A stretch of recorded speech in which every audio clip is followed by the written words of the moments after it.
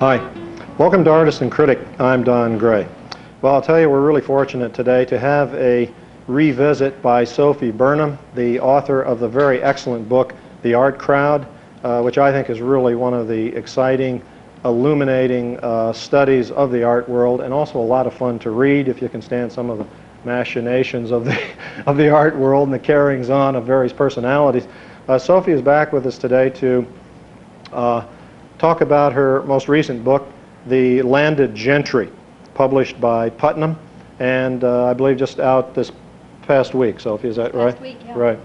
Okay, Sophy, maybe the obvious question is, who are the landed gentry?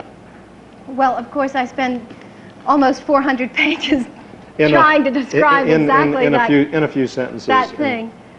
They are people, not all of them rich, some of them very poor, who own land, and they live on their land, and they live by certain social rules which are very precise, very outdated by our 1978 standards, and which have been in existence for years and years and years.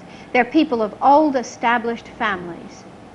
And you are a member of the landed gentry, more or less yourself, is that correct? Well, I mean, you discuss yourself in the book. I grew up in this group of people in Maryland and Virginia, and I wrote the book to try and come to some kind of understanding about what it was like when I was growing up, and what it's like today, and why they all still live just like this. And nothing has ever changed in the years that have... Nothing changes, that's Nothing right. has changed for 200 years since they first landed on the shores, and the founding father... Obviously things change, and but nothing changes at the same time. In the middle of all the change that you hear about, of news that the news people are always telling you about, because news is change, in the middle of that, here is this huge force for continuity, and people live out on their landed estates, and they raise horses, and they go fox hunting, and they, as I did, grew up in this area. We had cockfighting and skeet shooting and dove shooting, and the men went off to murder ducks in duck blinds, sitting happily, and the women too, because they enjoy that thing, and they go on safari to Africa, and they're very earthy, physical people who enjoy physical, active appetites. As I read the book, I felt that there were somehow the qualities they espouse, and I felt that you'll get into some of the passions, and what is the subtitle of the book? The passions and personalities. Oh, don't embarrass me. I hate the subtitle of the book. All right, I'm sorry. But the passions and personalities inside America's propertied class. It seems like one of their passions is for anonymity and privacy. Privacy. They're a very, very private group of people. Well, all right, I'll try and they seem to give almost an introduction. stifle any urge by their members to go beyond the narrow limitations that they establish. In fact, that is probably the most significant thing of this group of people. Privacy and modesty are both virtues, and they are carried at times to extremes, to the point where they become rigid code forms of this particular caste of society, and often can be rigidly inhibiting to the people who belong to them.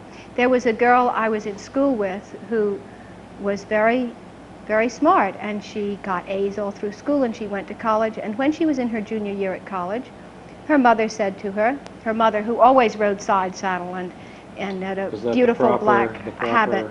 It's old-fashioned and very proper, and very continental, it sounds like. English. And very English, that's right. And nobody rides side saddle, even though, women have ridden astride for many, many years, but it's very beautiful. And her mother said, well, dear, your little sister is coming out next year. That means having a debut, coming out into society at the age of 18.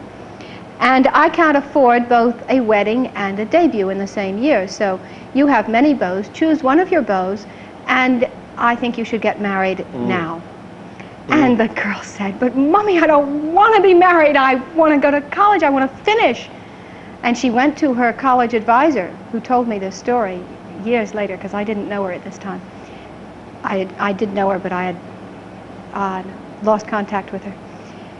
And she did marry, and she went and settled on her landed estates with her husband, and she raised her children and her dogs and her horses, and gets her horses' portraits painted by prominent artists. Oh, and God, it sounds just hideous, you know, that's doesn't it? what she does. She lives an English landed life, very proper. And there's something very sweet and heroic, isn't there, about doing just what is the proper thing, even when you can't bear the idea of doing it. Something just frighteningly docile and non-human, as if they don't almost have a persona or a personality or something. It's very difficult to rebel against the pressures Isn't this of a the class. equivalent of the suburban middle class housewives doldrums? I mean, aren't there doldrums that are perhaps they're similar somewhat in class, different. except obviously one has more money and one has more facilities Yeah, to but deal with? the women actually in this class have a much better time of it than the middle class woman, because Because of the they money, have or- property, they have always handled their own money. I knew a girl here in New York, a woman who was 35 when I met her, and she had just divorced her husband, and to my absolute horror, she had never written a check in her life. Did not know how to do any kind of He banking. controlled everything. He controlled everything and always had given her money, and before that her father had done it. I couldn't believe it. I know a couple in Kentucky, and they go to Ireland every year for a month. They have a weanling farm, a horse farm. When they go to Ireland for a month, they leave the farm and all the horses and the dogs and the upkeep of the house and everything to their 13-year-old daughter. They won't leave it to their son, who is not competent.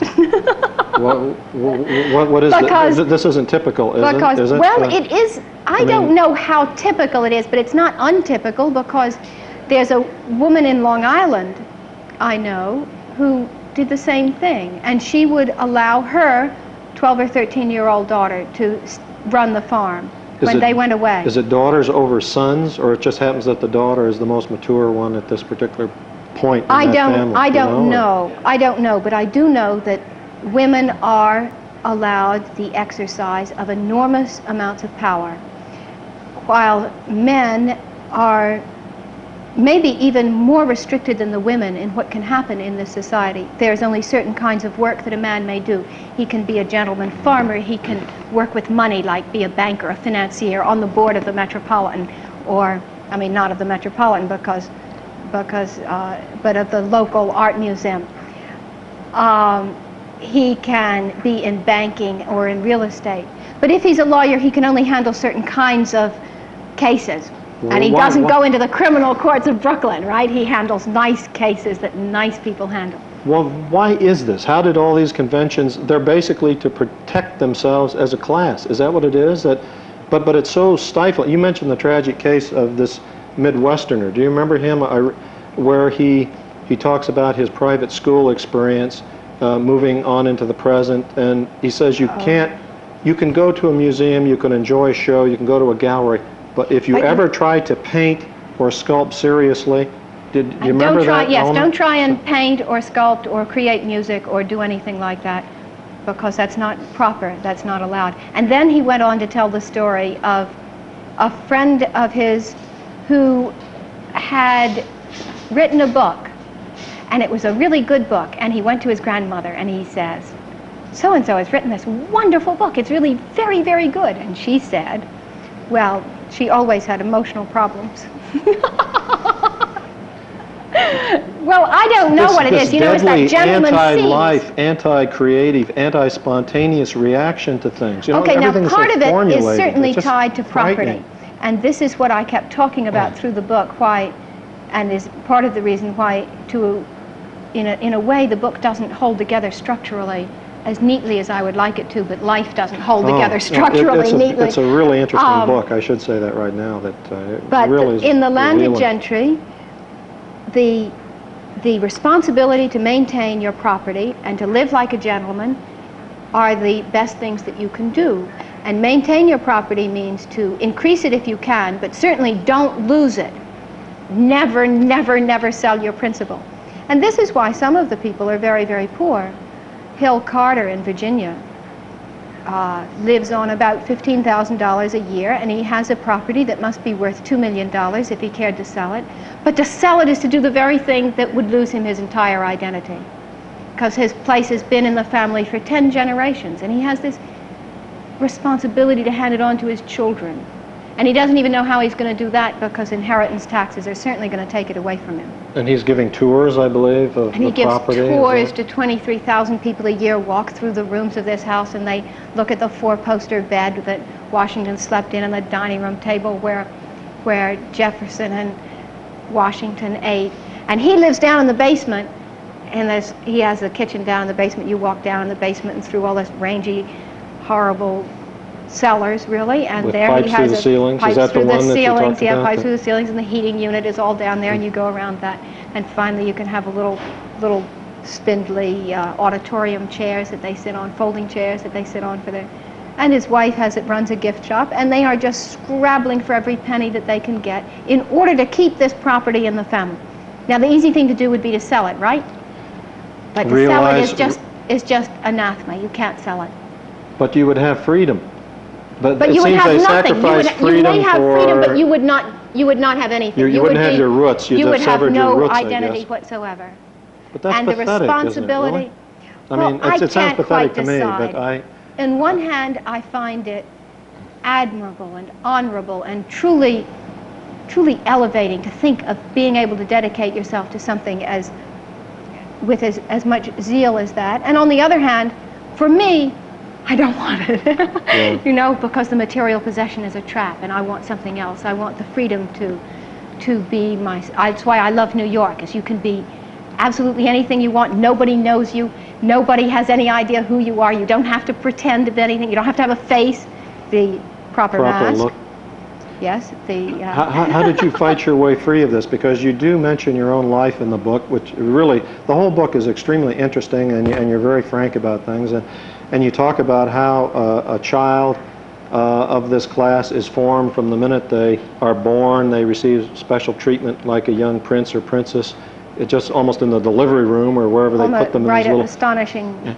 And then you talk about the private schooling. Now you went to private school, and you sound extremely unhappy. I was not that? happy at Foxcroft, but many people were happy at Foxcroft. So I have to instantly say that my experience happened. Are you naturally a maverick, would you say, in this sense? I think I am naturally a rebel. I loathe authority. I want nobody on top of me. In that, I am not a maverick against my class, because my class wants no one on top of them. They would rather work scrabbling to take care of your property than work at a salary for somebody else, right?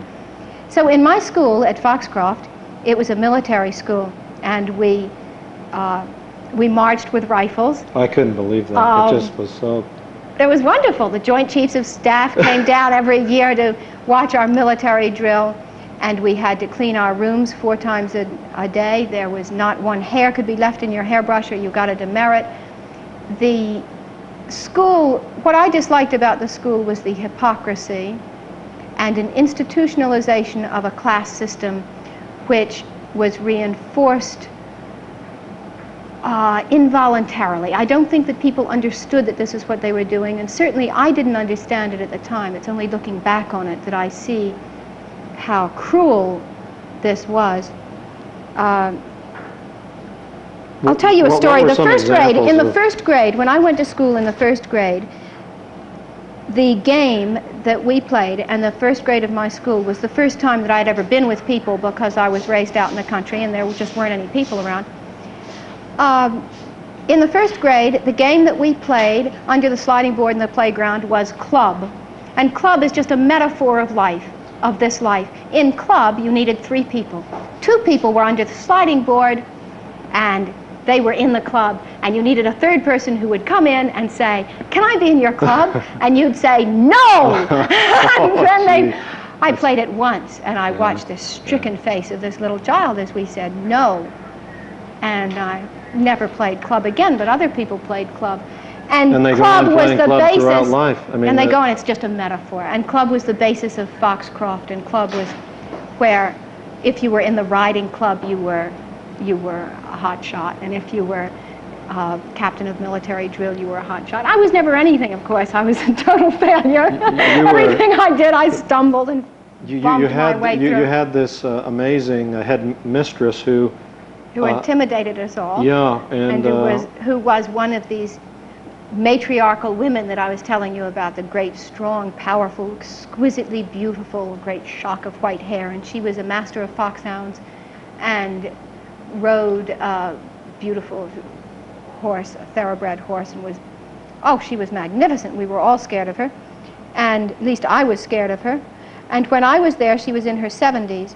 My mother had gone to this school, and when she was there, my mother, they learned how to do a court curtsy so that you could go to the court of St. James and be presented to the Queen. Well, we didn't do anything as stupid as that, but we had a housekeeping course when I was at Foxcroft. Was that what to do if the butler's out or something? Yes, yes. This was in Cookhouse where there was no cooking done, but we learned how to set a table for 24 with a 12-course meal, and the difference between high tea and low tea, and how the butler should answer the telephone, and the order of servants in a great house. I was totally confused. I didn't understand this one bit. We didn't have any servants in our house except the people who strayed through and went out again as fast as they could.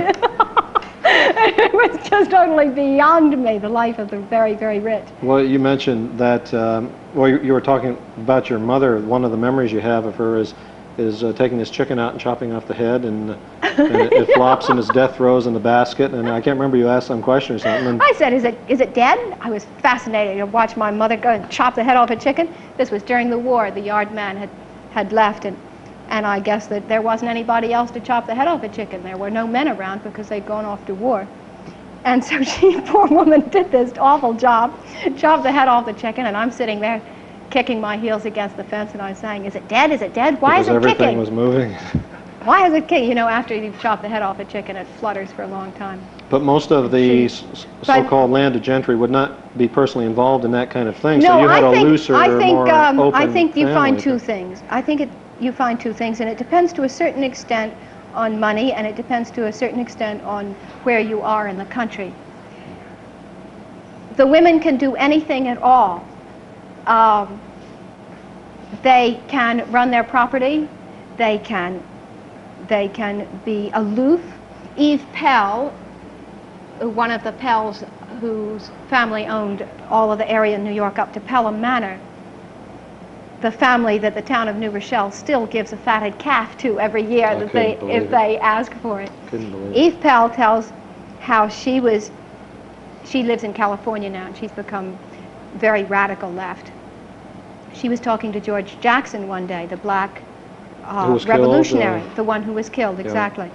And he said to her, if I were a groom on your mother's estate, can I tell this story on the air? Of course you can, yeah. No, I remember that. Yeah, please. If I were a groom on the family estate, would we have fucked? And she said, if you were a groom on my mother's estate, the closest you would have come to me is to put out your hand for my boot to lift me into the saddle. Yeah. And so you find both these things. You find both the distancing of the property class from work, and you also find them people who are willing to do any kind of work at all. You told one story of, I have a list of anecdotes here, and the book is just teeming with beautiful anecdotes, and it really makes the book come to life, and written in much the same style as The Art Crowd. If you have read that book by Sophy Burnham, you'll know pretty much how The Landed Gentry is written, and it's extremely interesting. But there was the Women of Virginia, what's that group, the FFV? The FFV, the First Families of Virginia. Oh yeah, she comes and talks to someone, and the question of laborers comes up. Do you remember that? Isn't that a hilarious story? Okay, I have to tell you this story. It's a long one in a way. I'll try and shorten it. Well, you know. I was doing an article for Town and Country on First Families of Virginia. First, in order to do the research for the book, I got myself onto the staff of Town and Country because these people love Town and Country, and it's a big entree, and I just You did that deliberately? I did this deliberately. I didn't know how could I approach these people. They're so private, but say Town and Country and all doors open. So I was doing an article on a subject called First Families of Virginia, which is simply a group of nothing. It doesn't exist. It's people who are proud of their heritage, basically. But I had completely finished the article when I discovered that there was indeed a group called First Families of Virginia, and it was an order that was composed of the descendants of people who came to Virginia before the first census in 1624. So I got in touch with Mrs. Withers, who was the head of it, and Mrs. Withers fortunately lived in Washington, where I live. She came over to my house and she was dressed very, very properly. She had her grandmother's amethyst lavalier around her neck, and she's a very, very proper lady. I was sitting with her hands folded like this, and she said, "I'm so glad you're doing an article on First Families of Virginia." And I said, "Well, it isn't only on your order." And she said, "Oh, but didn't you say that it was on the First Families of Virginia?" This conversation went on. It was just marvelous. And finally, she said, let's see, I know what happened was that Well, what if a her, laborer happened to be I said to one her, of the... in one of my mind-blowing moments of illumination, I said, "But this is fabulous, fabulous," I said. I'd finally understood it. Isn't it wonderful that all of the people who came over to Virginia in 1620 end up being nice people? Because I don't know how to speak anymore, you know. They're nice people. And she said, "What do you mean?" And I said, social radical that I am, "Well, what would you do if a laborer came to you and said that he was in this group?" She said, "A laborer? A laborer in my society? This is a very exclusive order." And I said, "Oh, I thought you said that it was composed of everybody whose family were descended from the people who came in 1620. And she said, "Yes, but they have to be invited in. They have to have recommendations, 2 people from within the state, 2 people without the state." And I was shattered, of course. Then she told the story of how she had gone to Douglas MacArthur's parade, the parade that he had in Washington after Truman had fired him. And while she was at the parade, it ended at the DAR building. She was a member of the DAR, the Daughters of the American Revolution. She was a member of all the orders, right? Because she was encrusted with them. She could hardly move. That's right. And she said while she was standing there on the street, she overheard a commoner, a man of the streets. The language is so marvelous, right? A commoner speaking to her. And he was a man of the streets with just a shirt and no tie. Shoes and no It was tie. open at the collar. And he said something, she forgets what. "And I should know," he said, "because my family came over in 1620. Oh, that's right. I said, "Oh, and did you speak to him? Did you ask him who he was?" And she said, "No, I didn't dare to." And I burst out laughing. I said, "Oh, Mrs. Withers, you coward, you didn't dare, you chicken, you thought he might be related." And I suddenly realized what I was going to say. "To a friend," I finished. And she said, "To me," she blushed. She was so funny. Well, I was much younger then, she said. "I would do it now, but I was younger then." It was just... crazy? How do you... What do you feel your book is? Do you feel it's a criticism? I mean, you do balance it out. You do say they can make marvelous friends. You mentioned qualities they have. If only they had compassion and intellectual acuity, you know, that kind of thing. In both these books, in both The Art Crowd and this book, all I'm trying to do is describe the way it is. And I'm always amazed to discover that people think that I'm judgmental about it, although I guess my passions do become aroused at certain moments. Well, I think you're always probing for the truth, as I see it, and people don't like the truth, whether you write about Main Street, you know, or and you so talk about it becomes critical because sometimes these things turn out to be bad for the person that they happen to, and sometimes they turn out to be good for the person that they happen to. But the stories that tear me to pieces are the ones that turn out bad, so those are the ones I end up being torn to pieces by, and the ones I tell. Are you going to... Very often. Do you think you'll be considered a traitor? That's rather a harsh word to your class. Yes, but, I think I probably will be a traitor, be considered a traitor to my class. And I haven't coped with that problem yet. I told one story in there of what happened in Maryland when the Martin Luther King riots hit Baltimore, just as a Maryland Hunt Cup race was being held. And I wrote that story in 1968 when the race was held. I wrote it for ESQUIRE. And when it came out, My parents were uninvited to dinner parties. Uninvited. Uninvited. My parents who lived in this area, though I didn't anymore. And one girl came up to my brother and said, how could she do that? How could she betray her class in that way?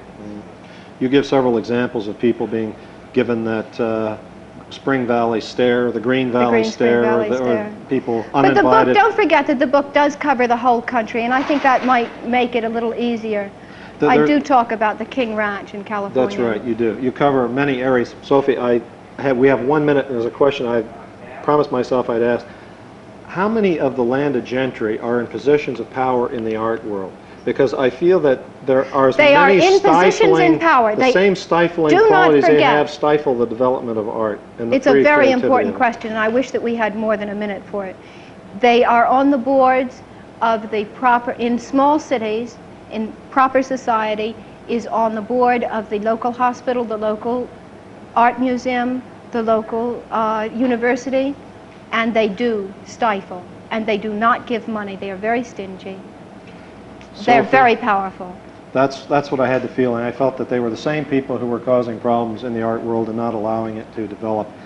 This has been incredibly fast, 28 minutes. We've been talking to Sophy Burnham, her great book, The Landed Gentry, Following Up the Art Crowd. This is Artist and Critic. I'm Don Gray. Have a good day.